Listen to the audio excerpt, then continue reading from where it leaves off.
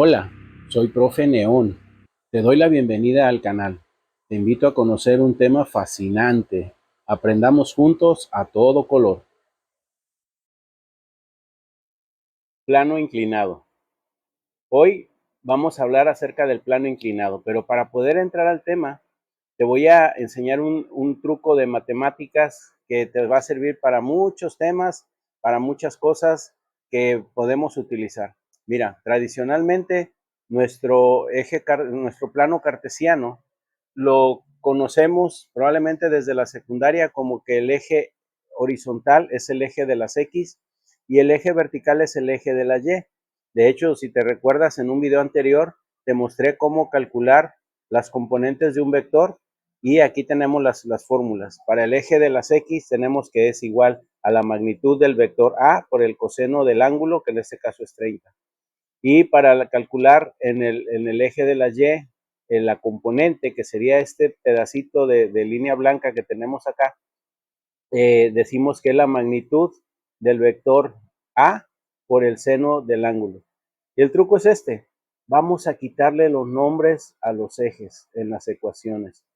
Nos olvidamos del eje X y nos olvidamos del eje Y. Ahorita te explico por qué. Le borramos a las ecuaciones.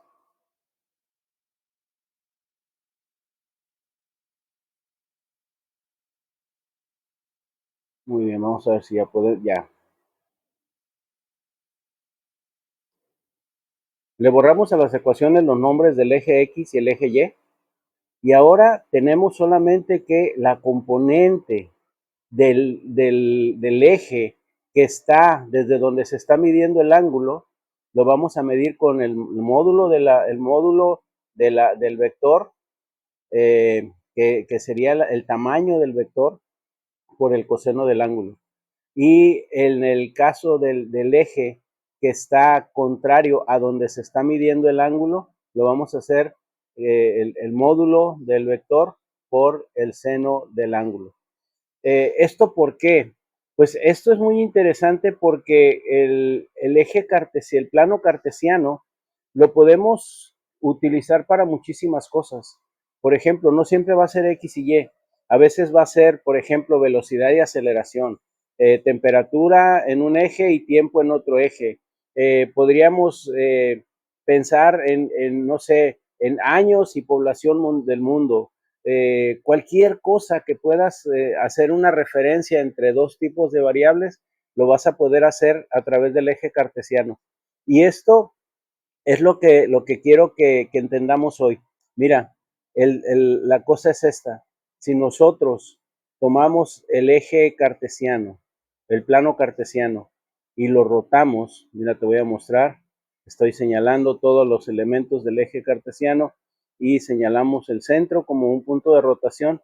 Si yo lo roto 90 grados, por ejemplo, me siguen quedando los mismos valores para calcular las componentes de este vector.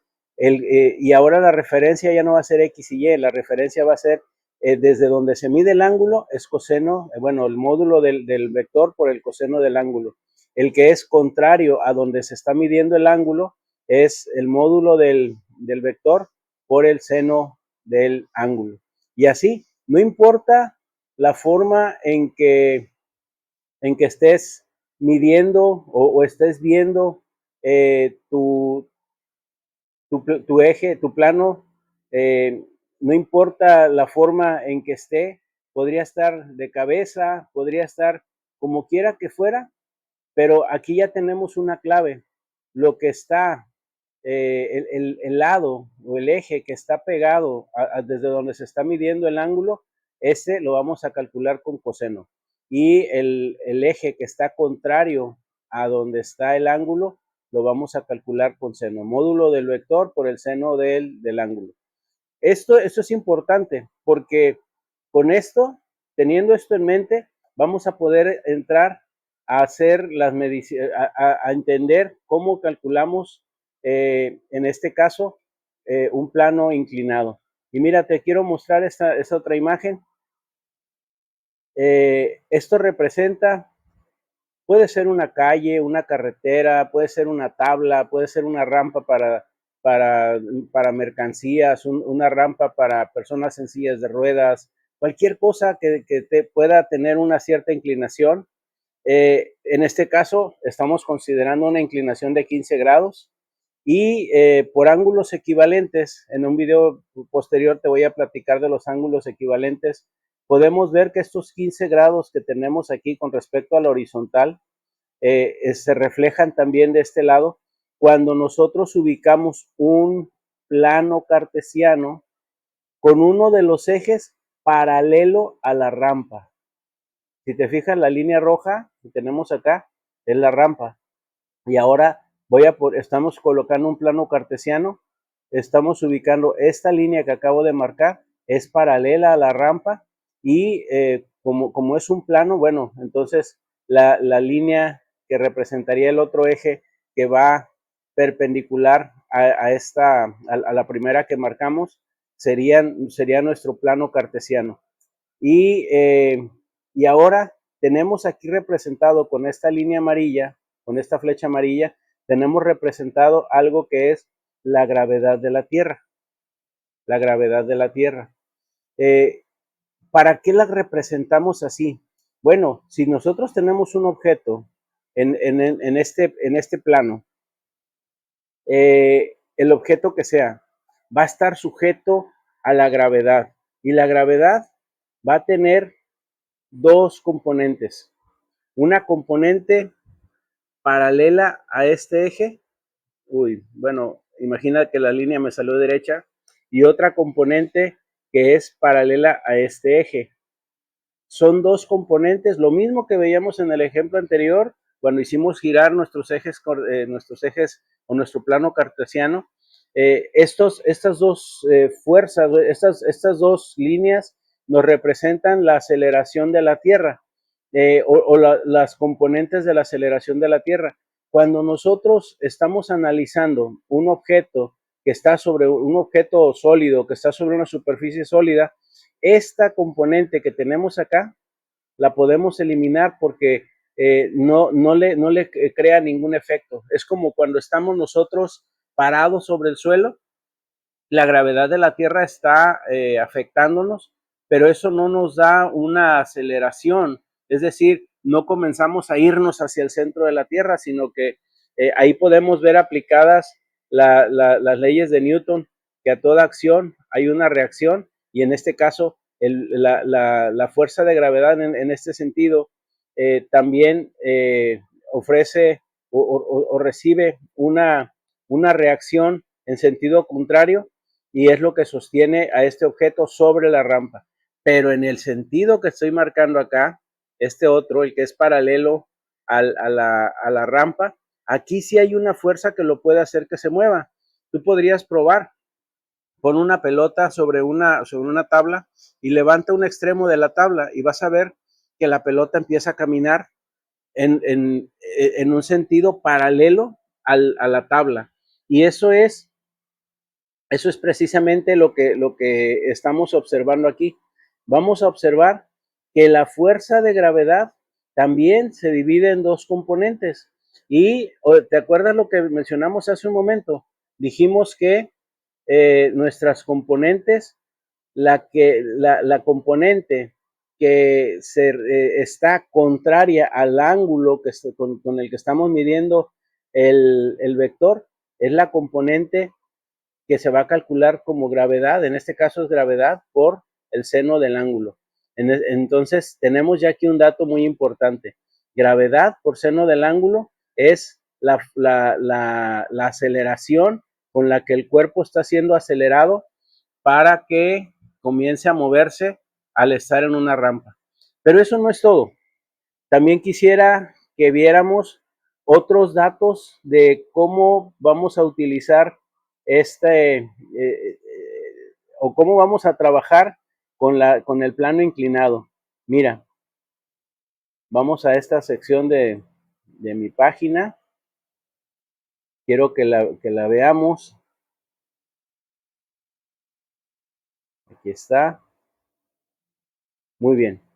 Tenemos la segunda ley de Newton. La segunda ley de Newton dice que la gravedad es directamente proporcional a la fuerza e inversamente proporcional a la masa.